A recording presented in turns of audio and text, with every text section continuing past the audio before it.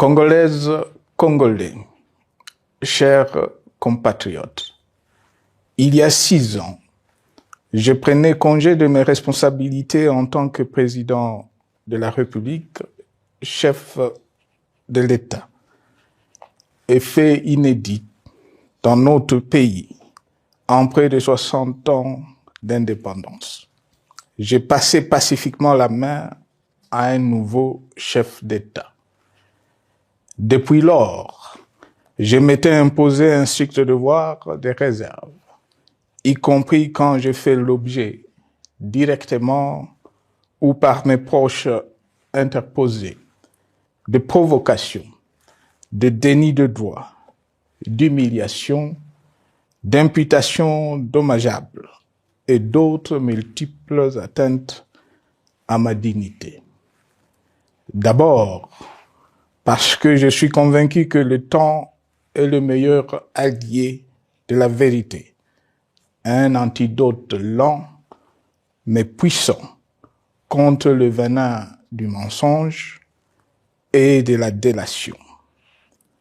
Mais aussi et surtout, parce qu'agir autrement aurait fait le jeu de ceux qui, par cette campagne odieuse, cherchaient à détourner l'attention de notre peuple de leur incapacité, aujourd'hui avérée, à répondre à ses attentes et aspirations. J'ai enfin décidé de briser ce long silence, de sortir de ma réserve et de m'adresser à vous parce que l'enjeu est de taille. Il est même existentiel. Non pas pour ma famille politique ou biologique, moins encore pour ma modeste personne, mais plutôt pour la nation congolaise et pour l'avenir de notre cher et beau pays. J'ai décidé de briser le silence parce qu'au vu de la situation que traverse notre pays, continuer à me taire m'aurait rendu poursuivable devant le tribunal de l'histoire pour non-assistance à plus de 100 millions de compatriotes en danger. Je saisis cette opportunité pour partager avec vous mes réflexions et participer ainsi à la recherche de la solution à la crise que traverse notre pays, la République démocratique du Congo, terre de nos ancêtres, car il est gravement malade et son pronostic vital engagé. Mieux que quiconque, vous en êtes conscient, car vous en faites quotidiennement les frais dans votre chair et vous en payez le prix. Mes chers compatriotes, vu l'importance stratégique de notre pays et le rôle qu'il est appelé à jouer, j'avais, de l'avènement au pouvoir du chef de l'État actuel, conclu avec lui un accord donnant naissance à la coalition entre nos forces politiques respectives. À propos de cet accord, beaucoup de contre-vérités ont été dites, y compris, fort malheureusement, par celui qui est censé connaître la vérité, parce qu'en étant l'un de 2 principaux signataires. En attendant qu'au moment opportun, la vérité soit rétablie, preuve irréfutable à l'appui, permettez-moi pour l'instant d'affirmer qu'en ce qui me concerne, la conclusion de cet accord n'avait pour seule motivation que l'intérêt supérieur de la nation. Par cet accord de mutualisation de forces, j'entendais en effet permettre à mon successeur d'exercer dans la direction des affaires de l'État plus de pouvoir effectif que ce que la faible représentation de sa famille politique au sein de la nouvelle Assemblée nationale était en droit de lui conférer. Je voulais par ailleurs faciliter le fonctionnement harmonieux des institutions et éviter à la nation, comme à notre jeune démocratie, d'éventuelles crises politiques qui leur auraient été fatales. Cette première alternance pacifique et civilisée à la tête du pays avait suscité d'autant plus d'espoir qu'en janvier 2019, notre pays s'est trouvé en bien meilleur état qu'au moment de ma propre accession à la magistrature suprême en janvier 2001. Alors que j'avais trouvé un pays au bord de l'implosion, miné par une longue dictature et des guerres, sans institutions républicaines, économiquement en faillite et socialement déchiré. Bref, un pays dont l'incertitude de lendemain menaçait la stabilité de toute la région. Le 24 janvier 2019, j'avais en effet légué un bien meilleur héritage à mon successeur, à savoir un pays réunifié, largement pacifié et dont les limites territoriales correspondaient exactement à celles qu'elles étaient au 30 juin 1960.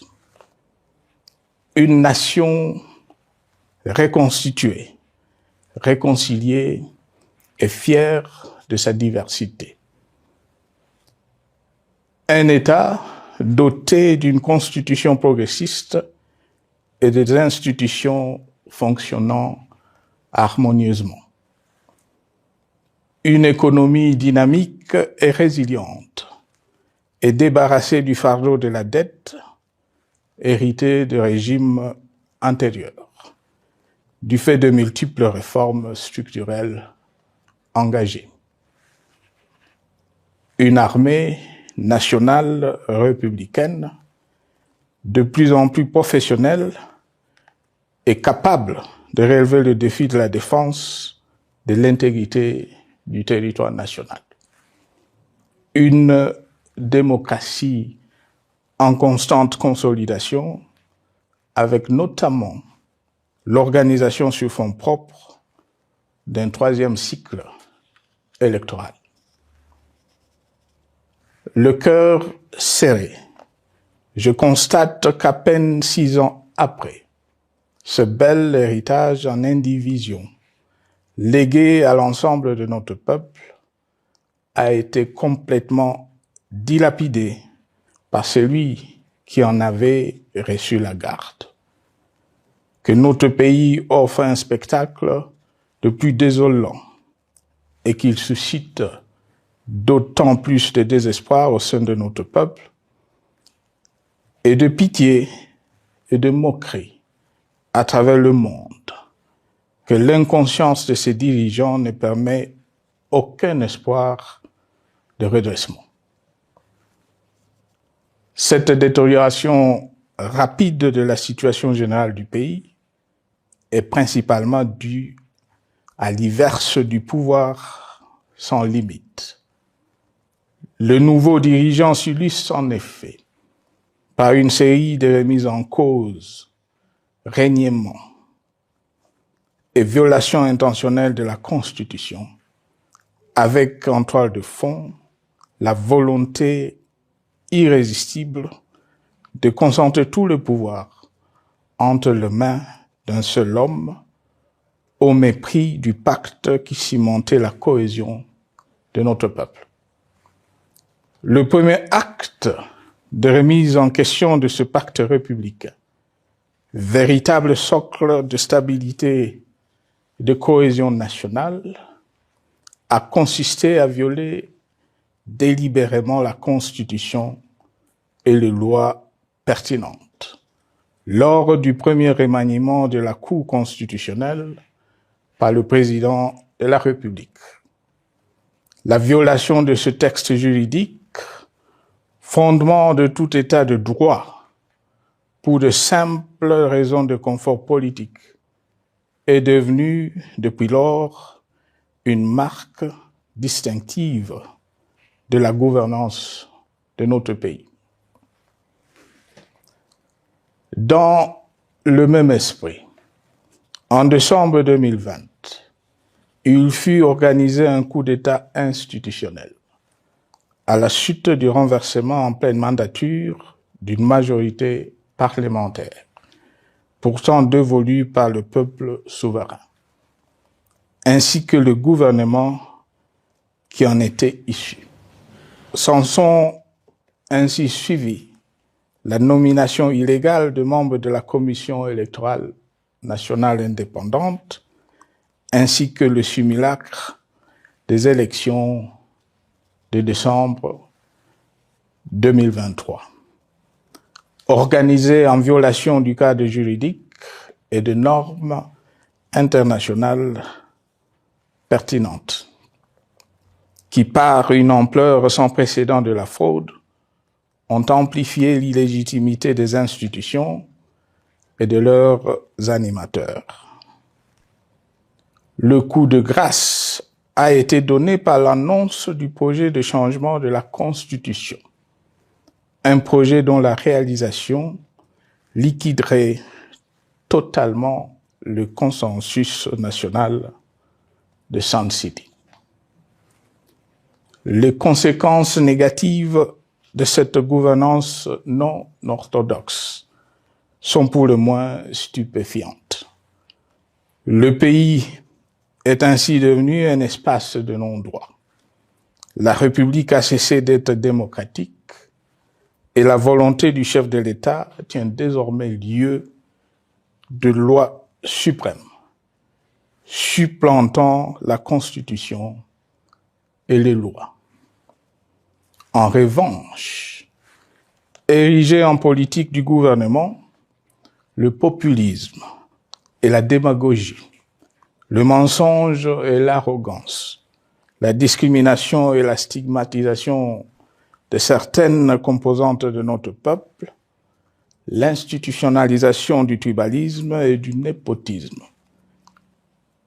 l'opposition de communautés nationales les unes aux autres, le discours de haine et l'injustice ainsi que l'impunité ont d'autant plus aisément détruit la cohésion nationale et le vivre ensemble que l'opulence outrancière et le non-respect de la parole donnée sont les maîtres mots de la classe politique au pouvoir. Ce qui a rendu le pays fragile et donc vulnérable.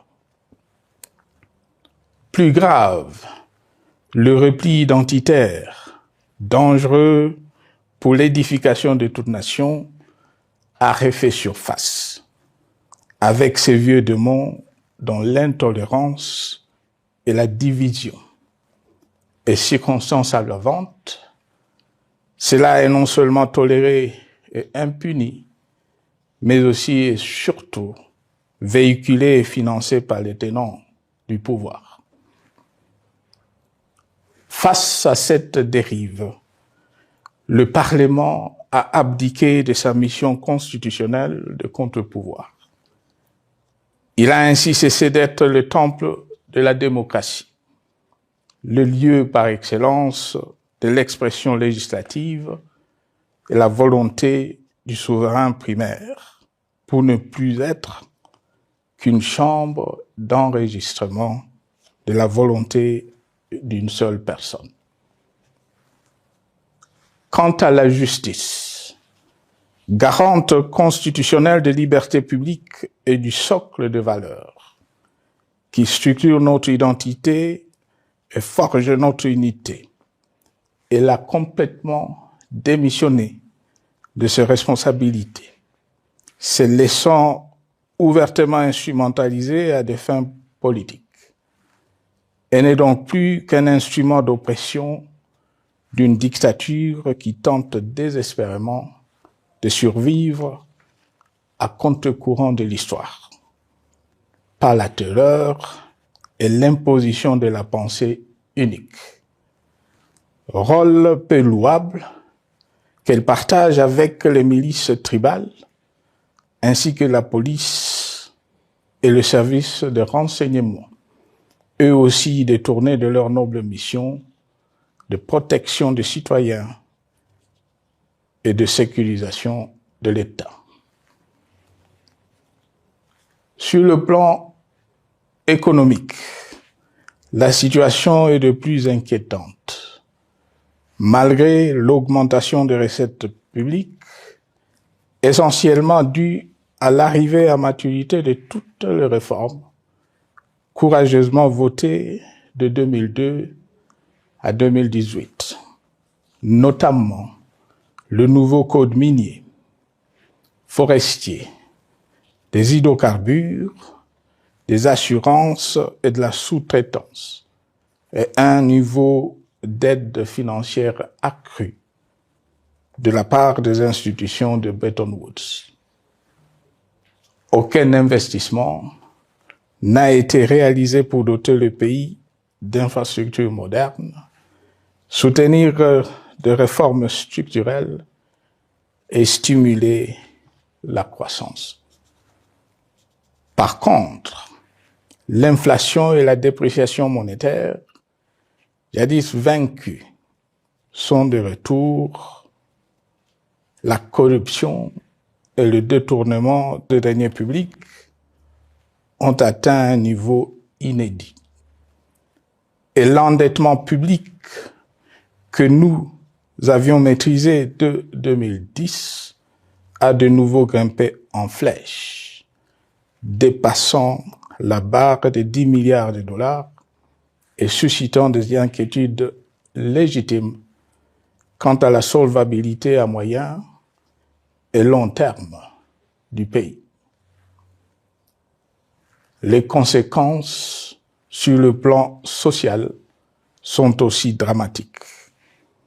Aggravation du chômage, accumulation des arriérés des salaires des agents de l'État, baisse drastique du niveau de vie de la population et recrudescence du banditisme urbain, de l'exode rural et de la famine dans un nombre croissant de provinces. Les Congolais sont désormais en proie à une véritable angoisse existentielle. Parmi les victimes résignées de ce gâchis se trouve en bonne place notre jeunesse, qui a été pourtant de tout le combat démocratique et qui a beaucoup cru aux vertus de l'alternance pacifique. Aujourd'hui, sans repère ni perspective sérieuse du lendemain, et se sont abandonnés, laissés à la merci des entrepreneurs de conflits et de vendeurs d'illusions de tous bords. Rien de ce qui lui a été promis depuis 6 ans n'a été réalisé. À cette jeunesse désabusée, comme à l'ensemble de notre peuple, nous tenons à donner une assurance. L'échec d'un régime compromet, mais ne scelle pas définitivement le sort d'un peuple. Mes chers compatriotes, s'agissant de la situation sécuritaire, dans les grandes agglomérations comme dans nos campagnes, elle est partout plus que préoccupante. C'est le cas notamment au nord Kivu, au sud Kivu, en Ituri, au Maniema, au Tanganyika, au Katanga et au Mai-Ndombe, province pourtant voisine de Kinshasa, capitale du pays et siège des institutions. Le sang de nos compatriotes civils et militaires, valeureux officiers et soldats des rangs, mais aussi députés, éminents membres de la société civile ou de partis politiques, a ainsi abondamment et gratuitement coulé. Du fait de l'intolérance, du cynisme, voire pire, d'un terrorisme d'État pratiqué dans un seul et unique dessein, l'abus du pouvoir pour le pouvoir. C'est le cas, entre autres, de plusieurs centaines de détenus du centre pénitentiaire de rééducation de Makala, sauvagement abattus dans la nuit du 1er au 2 septembre 2024, victimes sans défense d'un crime incontestable contre l'humanité, à ce jour restés impunis. Il en est de même de membres de la secte mystico-religieuse Wazalendo de Goma, de jeunes de la Junafek à Lubumbashi et du massacre des adeptes de l'église Mbidi à Kilwa. Cette déliquescence de la situation sécuritaire est due à la mauvaise gouvernance du pays, qui dans ces secteurs est aujourd'hui caractérisé par une formation militaire bâclée, des recrutements et mises en place ethniquement motivés, ainsi que par l'emprisonnement sans jugement, aussi bien de plusieurs militaires et officiers de haut rang que des agents de l'ordre et de sécurité, majoritairement swahiliphones. Bien plus, à l'armée nationale, bouclier de la nation, instrument de préservation de l'indépendance nationale et de l'intégrité territoriale, il a été substitué de bandes de mercenaires, de groupes armés, de milices tribales et de forces armées étrangères, qui ont non seulement montré leurs limites, mais aussi enfoncé le pays dans un chaos indescriptible. L'État a ainsi perdu le monopole de la violence légitime en sous-traitant aux groupes armés, autrefois maîtrisés, le maintien de l'ordre public et de la tranquillité nationale. Et comme si cela ne suffisait pas, l'armée nationale est vilipendée, conspuée et tournée en dérision par les autorités qui n'assument jamais rien alors qu'elles sont censées veiller à sa consolidation et à sa respectabilité.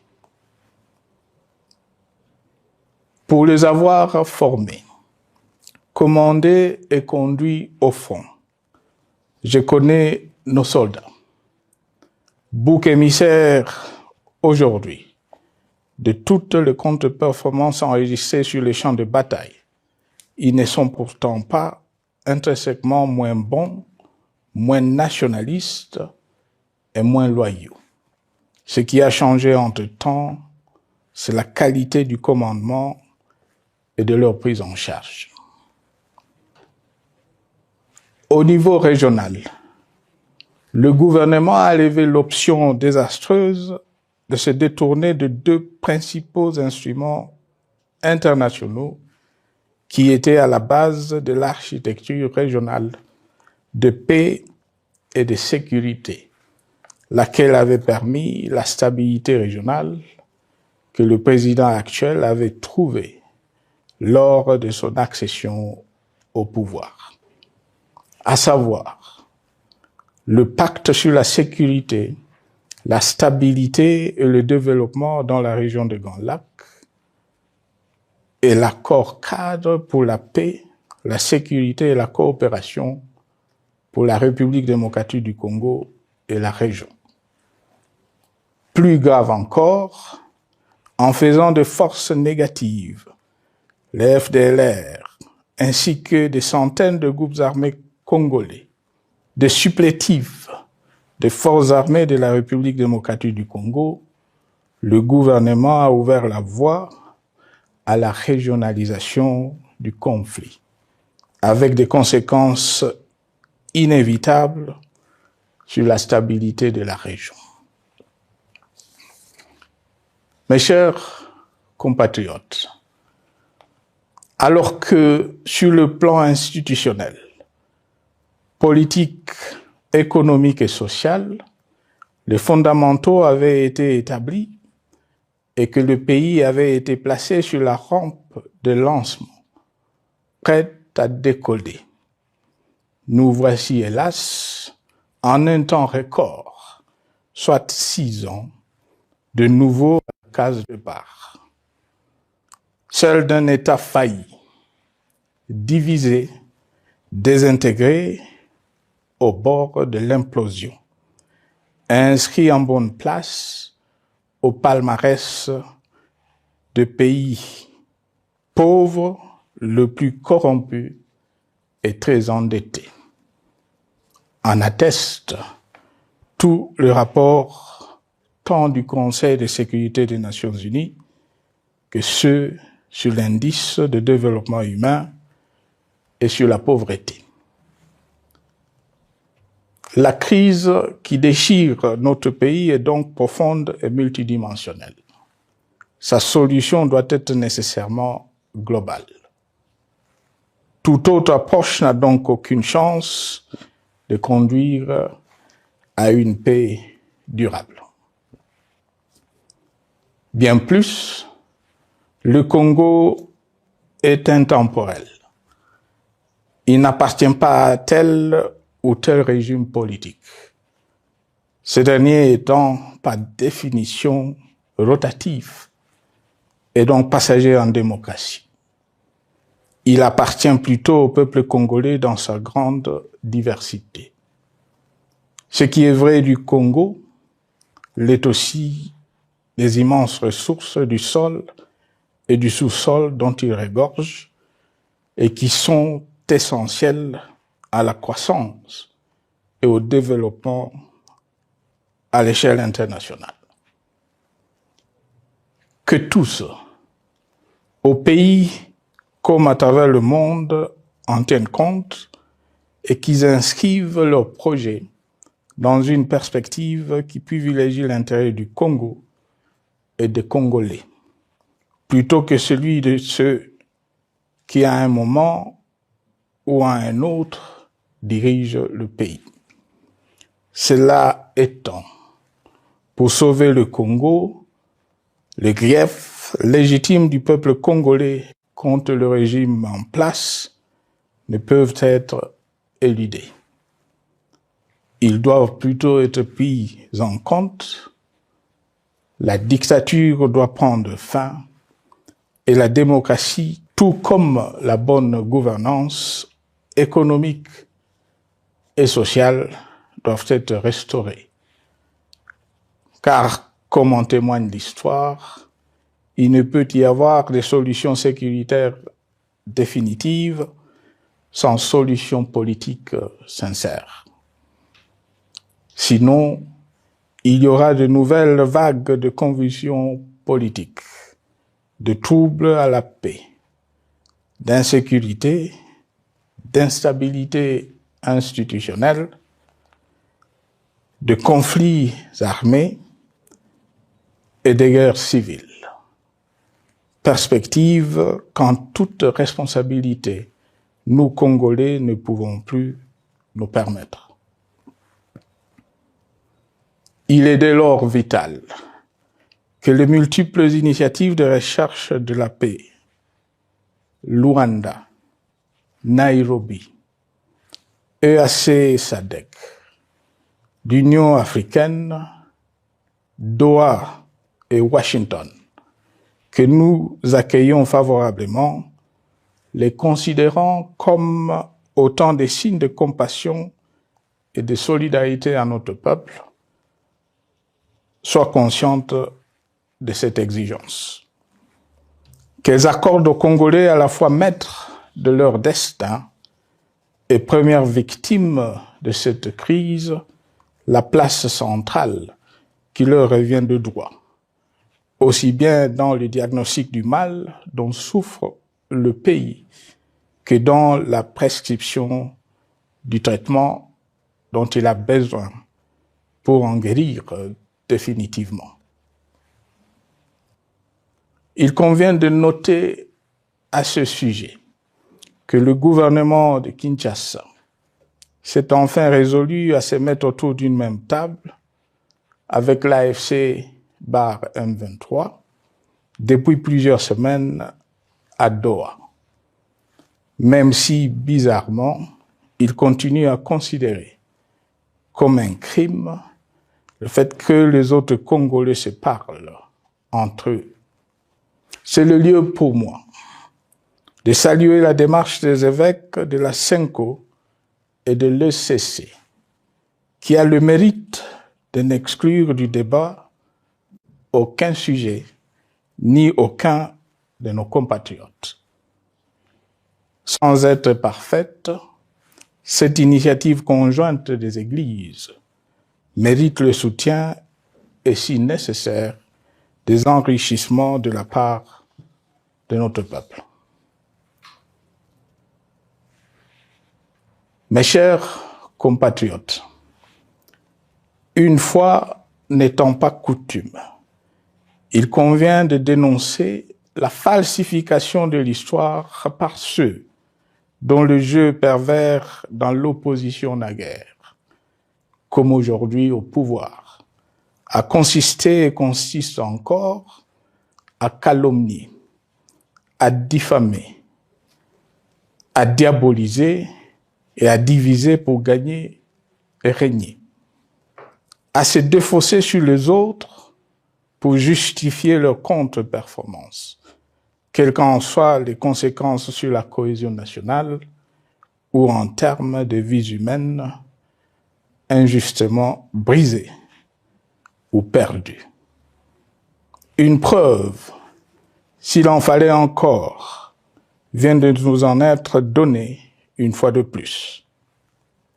Il y a quelques jours, en effet, suite à une simple rumeur de la rue ou des réseaux sociaux sur ma prétendue présence à Goma, où je veux me rendre dans le prochain jour, comme annoncé par ailleurs, le régime en place à Kinshasa a pris des décisions arbitraires, avec une légèreté déconcertante qui témoigne du recul spectaculaire de la démocratie. Mieux que quiconque, vous savez que pour moi, le Congo est la priorité absolue, que sa souveraineté et son intégrité territoriale ne sont pas négociables, que mon engagement pour la démocratie, la cohésion nationale, la paix et la stabilité n'est pas un slogan creux, et que le respect de la Constitution et des lois du pays, autant que celui de la parole donnée, sont sacrés. Militaire, j'ai juré de défendre la patrie jusqu'au sacrifice suprême. Hier au pouvoir, aujourd'hui en dehors du pouvoir, je demeure plus que jamais fidèle à ce serment. En ce moment où le pays est de nouveau divisé, appelé par le destin, j'ai le devoir d'œuvrer à la recherche de la paix et de contribuer à la reconstruction de notre pays qui se meurt. C'est dans cet esprit que j'ai choisi ce moment pour exprimer ma sympathie à l'endroit de toutes les victimes du conflit en cours, de réconforter et marquer ma solidarité avec la population de la partie orientale. Vous, qui êtes abandonnés par le pouvoir central, qui semble avoir pris le parti de vous punir, entre autres, en déconnectant les institutions financières du réseau bancaire national, et en restreignant le mouvement de personnes et de biens. Ces décisions et bien d'autres vous asphyxient et rendent votre vie plus précaire que jamais. J'en appelle aux uns et aux autres, en particulier au gouvernement, d'humaniser les conditions de vie de nos compatriotes de cette partie du territoire national. Ils ont droit à la vie, à la scolarisation de leurs enfants et aux autres conditions du bien-être. En entendant le rétablissement de l'autorité de l'État sur toute l'étendue du territoire national, j'invite les tenants du pouvoir à protéger la population. De même, l'armée, la justice, les autres structures en charge de l'ordre et de la sécurité doivent être véritablement au service de la population et répondre à ses aspirations.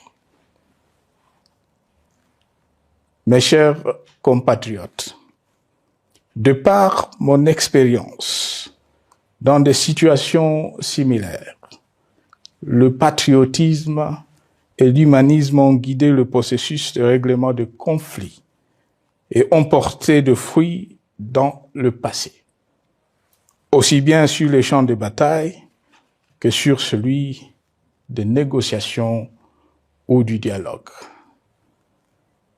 Notre pays avait été divisé de quasi-moitié pendant quelques années. La sagesse avait alors prévalu. Nous avions recollé le morceau et le pays a survécu dans son unité.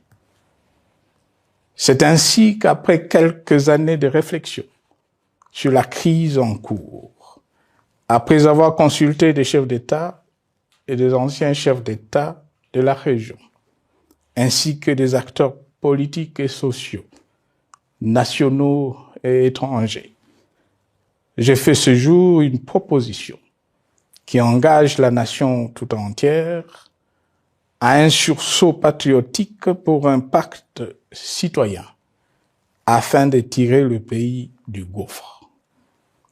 Le travail hardi qui s'impose à nous portera notamment sur les 12 points suivants. 1. Mettre fin à la dictature, mieux à la tyrannie. 2. Arrêter la guerre. 3. Rétablir l'autorité de l'État sur toute l'étendue du territoire national. 4. Restaurer la démocratie en revenant aux fondamentaux d'un véritable État de droit. 5. Rétablir les libertés fondamentales. 6. Réconcilier le Congolais et reconstruire la cohésion nationale. 7. Relancer le développement du pays par la mise en place d'une bonne gouvernance économique, une gestion administrative et financière orthodoxe et une répartition équitable des ressources nationales. 8. Relancer le dialogue sincère et permanent avec tous les pays voisins en vue de l'instauration de la paix et du développement durable dans la région. 9. Rétablir la crédibilité du pays auprès de partenaires au niveau tant régional, continental qu'international. 10. Neutraliser tous les groupes armés nationaux et étrangers et rapatrier ces derniers dans leur pays d'origine. 11. Mettre définitivement fin au recours et à l'utilisation de mercenaires, conformément à la Convention de l'Union africaine sur l'élimination du mercenariat en Afrique du 3 juillet 1977 et à la résolution des Nations Unies du 4 décembre 1989 portant sur la Convention internationale contre le recrutement, l'utilisation, le financement et l'instruction de mercenaires et rapatrier sans condition ceux qui sont déjà déployés sur le sol congolais. 12. Ordonner le retrait sans délai de toutes les troupes étrangères du territoire national. À ce sujet, je salue la décision sage des pays de la SADC de retirer les troupes de la SAMI DRC de notre pays. Vu l'immensité de la tâche ainsi décrite, je lance un appel solennel à tous les Congolais, sans distinction de sexe, d'ethnie, d'âge, de classe sociale, de zone géographique ou d'appartenance politique, qui aiment passionnément le Congo, qui sont prêts à tous les sacrifices, qui adhèrent sans réserve au pacte républicain de Sun City et qui tiennent au respect de la Constitution du 18 février 2006 à s'unir autour de ces objectifs. Il s'agit de la refondation de l'État et de l'édification d'un pays qui a perdu ses repères. Mobilisons-nous et mettons à profit tous les moyens à notre disposition pour restaurer l'unité nationale, sauver le Congo et préserver son indépendance. Car l'Afrique et le monde nous regardent. Mes chers compatriotes, le Congo vaut mieux que la caricature qu'en donnent ses dirigeants actuels. Le Congo mérite mieux que cette politique extérieure faite de jérémiades et de mendicité. J'ai donc la ferme conviction que le peuple congolais est capable, aujourd'hui comme en 1960, de vaincre le démon de la division, qu'il est capable aujourd'hui, comme au cours de la décennie 90, de vaincre la tyrannie et la tentation du pouvoir absolu. Qu'il est capable aujourd'hui, comme en 2003, de prendre le dessus sur ce qui nous divise et de mettre fin à la violence armée qui oppose ses enfants. Pour y parvenir, chacun doit jouer sa partition. Je m'engage à jouer la mienne. Que Dieu bénisse la République démocratique du Congo, qu'il bénisse individuellement chacun de vous. Je vous remercie.